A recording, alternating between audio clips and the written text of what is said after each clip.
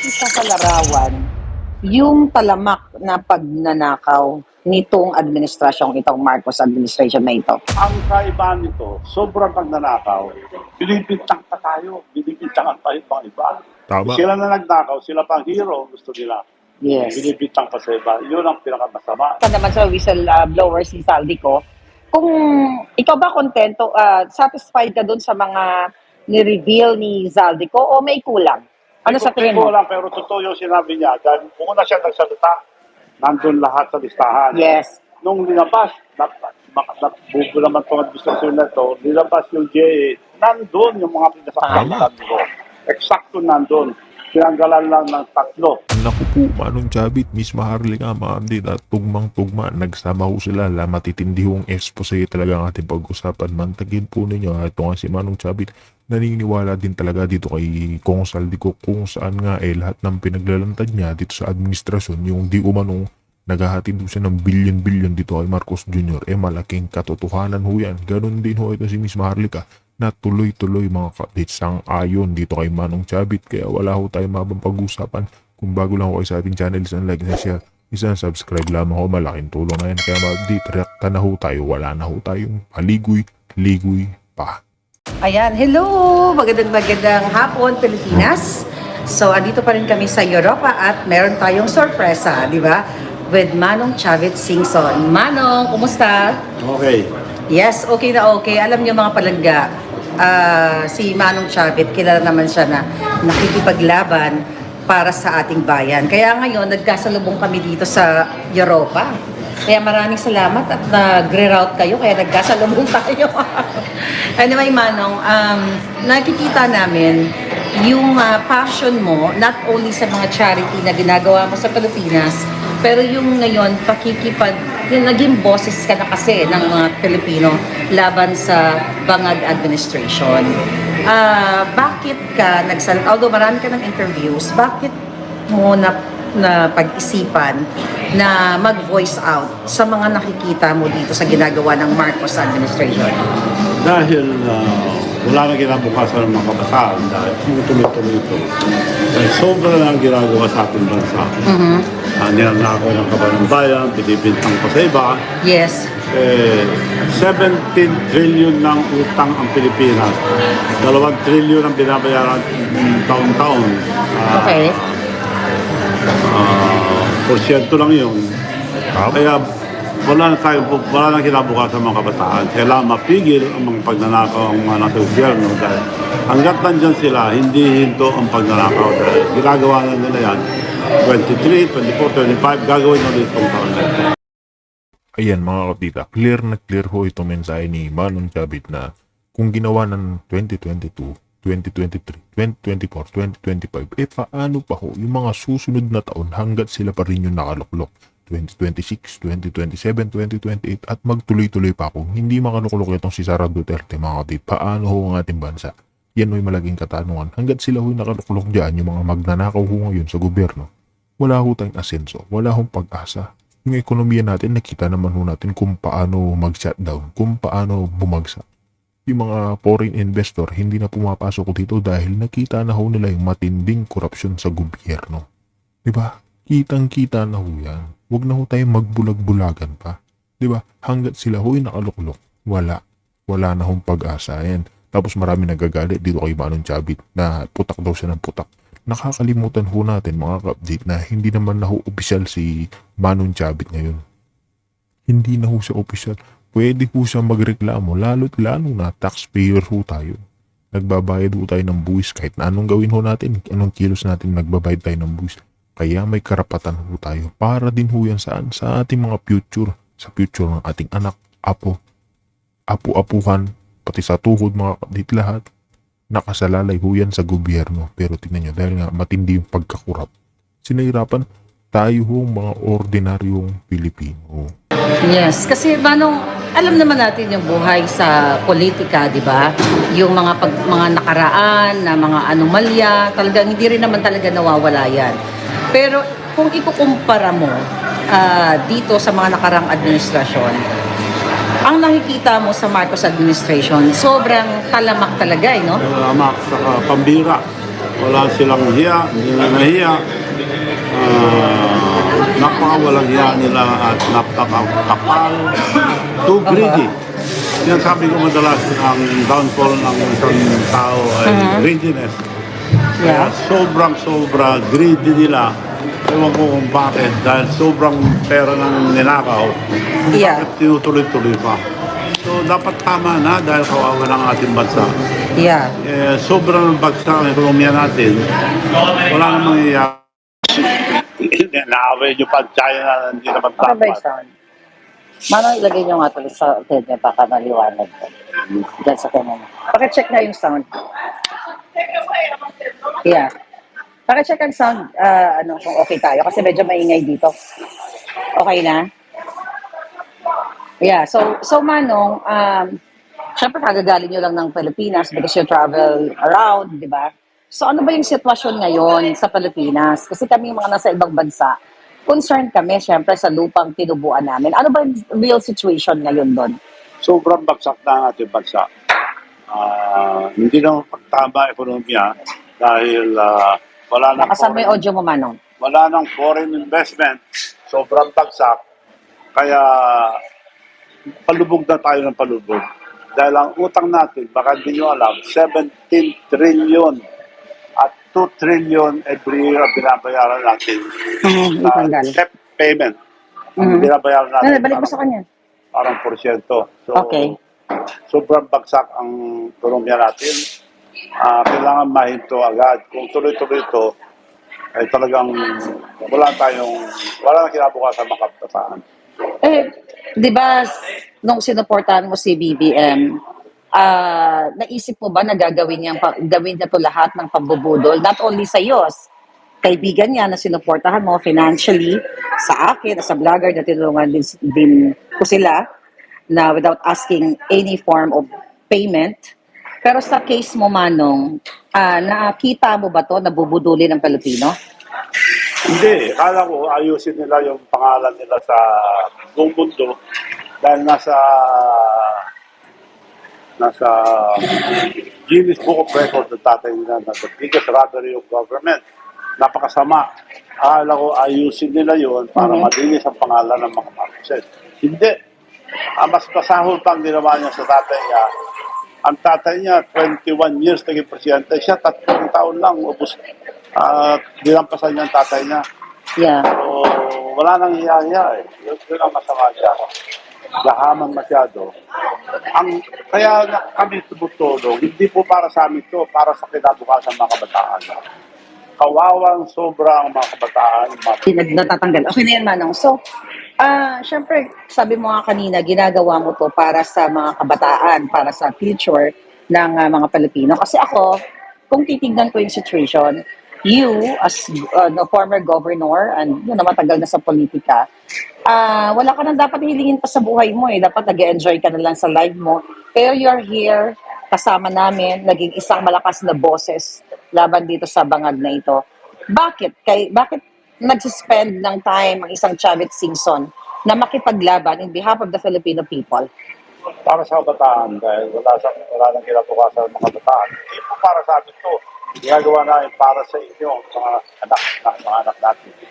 Dahil sobra na ang bagsak. Ulitin ko po, baon na tayo sa utang. Wala tayong nakikitang project. 17 trillion ang utang natin. 2 trillion ang binabayaran natin taon-taon. Hindi naman pagtama ang ekonomiya dahil sobrang bagsak ang foreign investment. So, hindi na mapapatakbo ang gobyerno. Mahirapan na po. Kaya kailangan sama-sama tayo lahat dahil hindi na nakikinig ang gobyerno, puro pagdanakaw na lang natupag nila. Dahil ang mga iba sumusuporta at parang walang alam. At nabubula sila, nabubudol. At dapat mag-isip-isip tayo lahat. Yung isipin niyo po ang kinabukasan ng mga kabataan. Hindi po sa amin, yung kinabukasan, YouTube at children is the most important itong laban na ito. Yes, kasi nga, like kami, Manong, na-meet mo naman yung mga kasama natin ngayon. We're from all over the world. I mean, Canada, Europa, Amerika, na kami kung tutuusin, kahit pa paano okay na yung life namin dito. But still, nag-concern pa rin kami sa aming bayan, sa aming lupang sinilangan. Like you, sabi ko nga, may ano ka na eh, kumbaga dapat nag-enjoy ka na lang. Pero dahil nakikita mo yung situation sa Pilipinas, kaya tayo nagsama-sama ngayon. So, kung I mean, paano mo isa sa larawan yung talamak na pagnanakaw nitong administrasyong itong Marcos administration na ito in few words? Sobra. Ngayon lang nangyari sa ating bansa itong ganitong pagnanakaw. Ang kaibahan nito, sobrang pagnanakaw, binibintang pa tayo, binibintangan pa yung mga iba. Tama. Sila na nagnakaw, sila pang hero, gusto nila. Yes. Binibintang pa sa iba. Yun ang pinakamasama na Ayan nga yung nakakatawa mga kapatid. Tingnan nyo sino yung mga magnanakaw.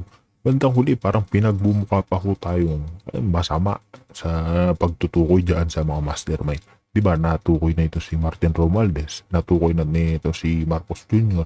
Napangalanan na ho yan mga kapatid. Marami na ho nadawit sila Bersamin, sila Amena Pangandaman, sila Bernardo, lahat mga kapatid nandyan na. Pero tignan nyo nananagot sila Diskaya, sila Bong Revilla, yung mga nasa minority. Kasi nga mga kapatid, papalapit na yung impeachment na naman ni BP Sara. Siya na naman ho yung tutukuran nila. Yan pinagmumukha pa ho tayong katawa-tawa. ginagawa sa magnanakaw. Siya na nagnanakaw, siya pa nagbibintang. Eh, yun ang nakakainis na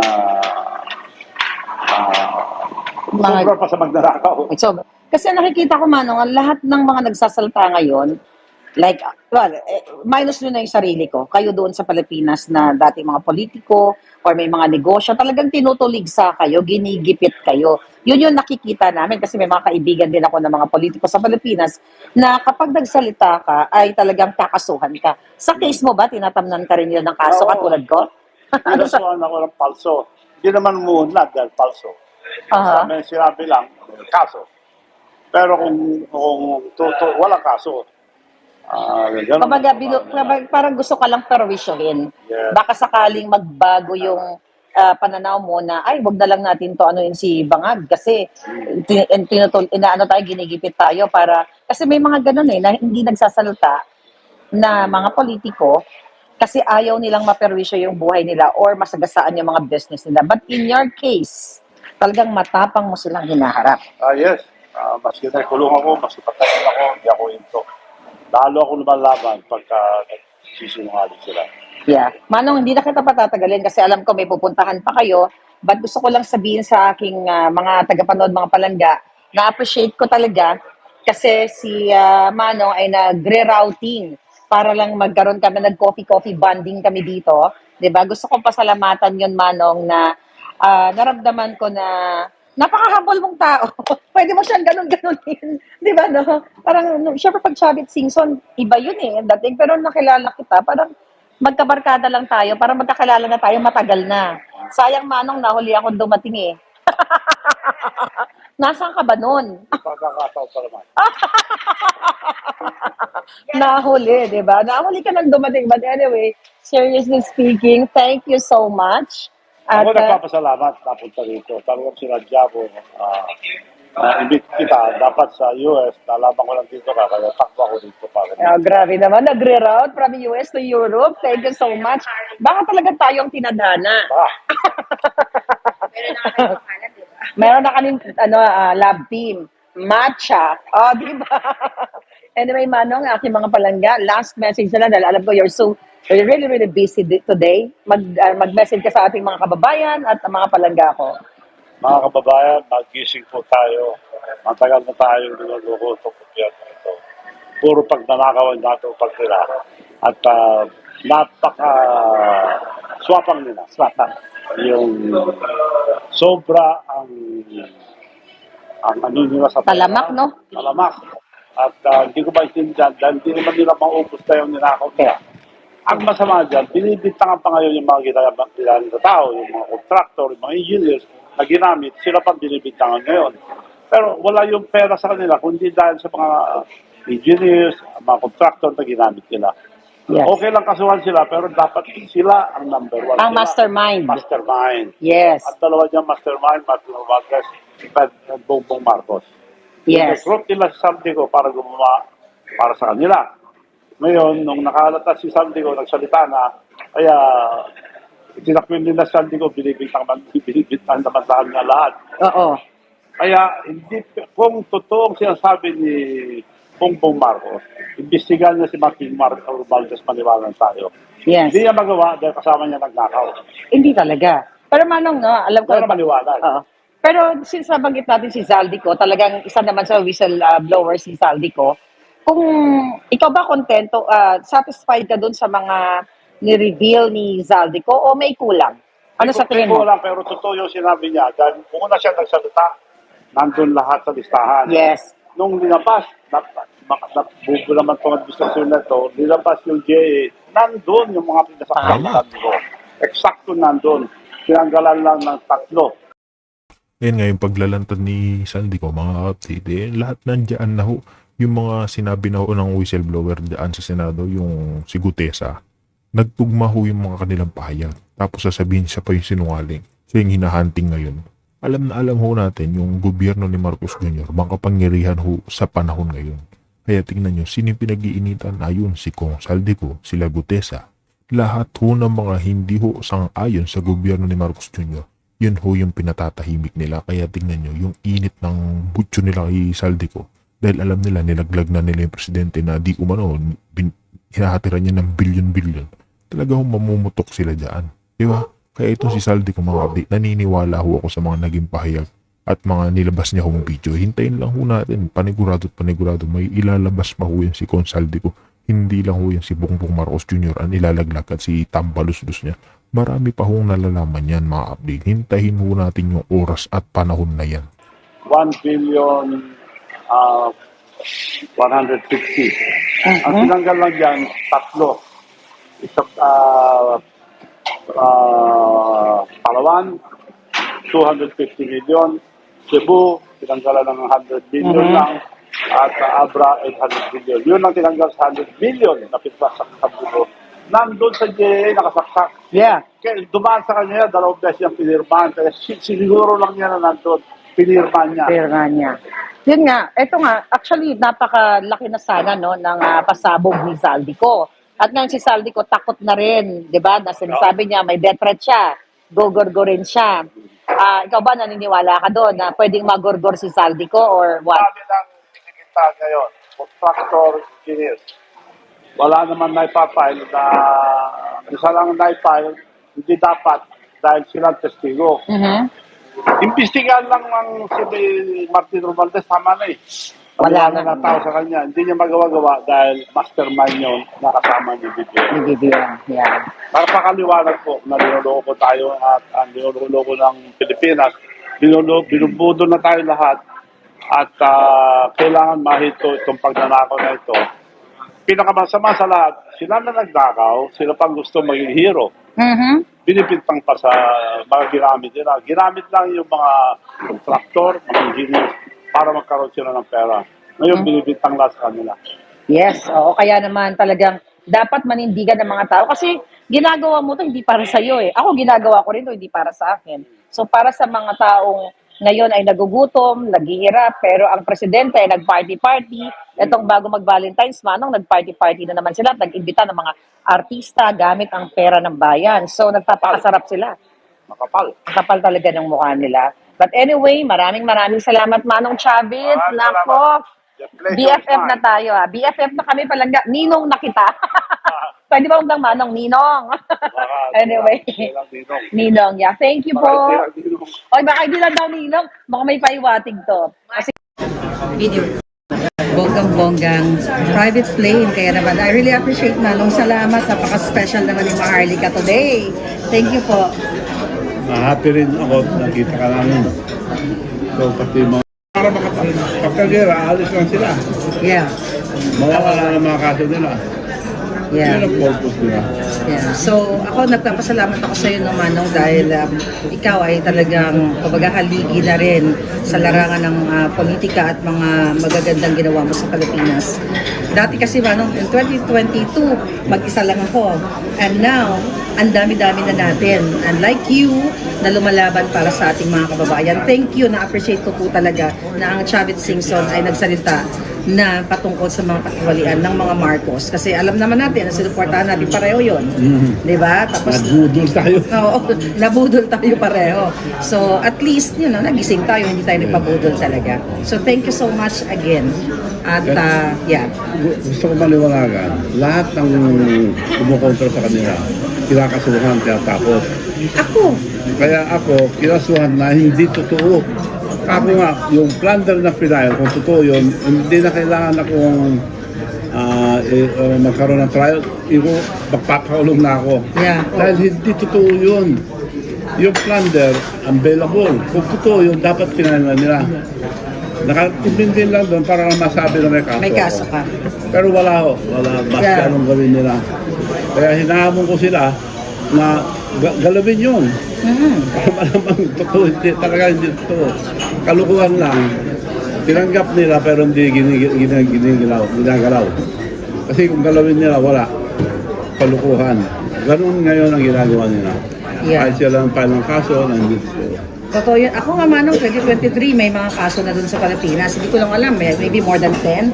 Din sa Amerika, 4. Totoo yun, lahat na nagsasalita, it's either kakasuhan ka or gugurgurin ka. Pero kinakalkal kami, sinisiraan din ako.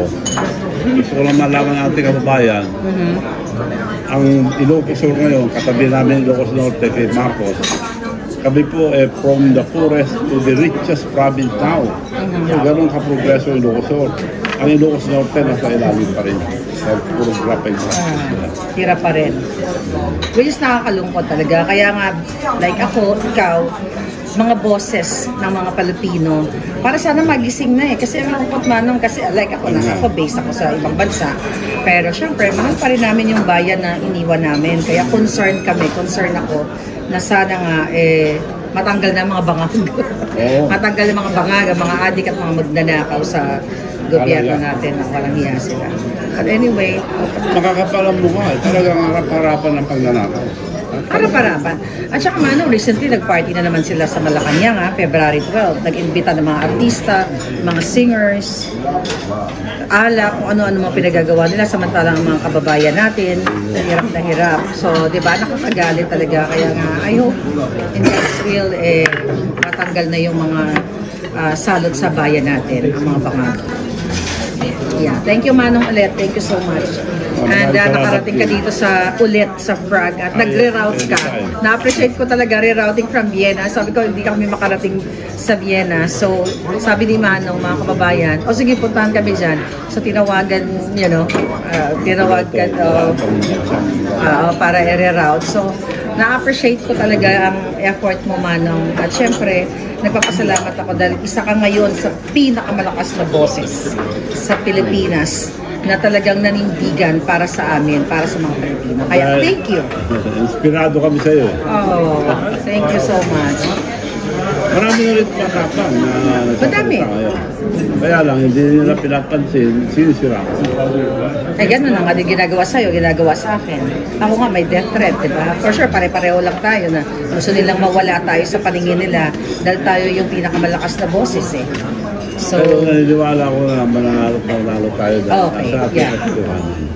yes, talaga naman naniniwala tayo na ang katotohanan lang talaga ang kakampi natin. Like ako, wala naman akong power, Manong, alindog lang. Wala naman akong power, kundi boses lang yung katotohanan. Kasi naniniwala ako na kapag totoo yung sinasabi mo, one day, magigising. Well, nagigising naman yung maraming tao, but, it takes time. Dahil syempre, hawak nila yung pera ng bayan nababayaran nila yung mga tao. Tatakot ng mga tao na Oo. bayaran. Pero yung survey, negative. Negative siya, as in negative to the lowest level. Kasi nga nakikita naman ng tao dahil wala naman siyang ginawa Wala. Ano ba yung Wala tangible akong wala. projects, right? Wala, puro na lang party, puro. At saka daming utang. Yun ang Yeah. walang kinabukasan sa Pilipinas. Kung ipagpapatuloy pa nila, talagang hindi na tayo makakaano. Yeah, kaya dapat sila tapusin Kailangan. sa lalong madaling panahon. Yes. Yan.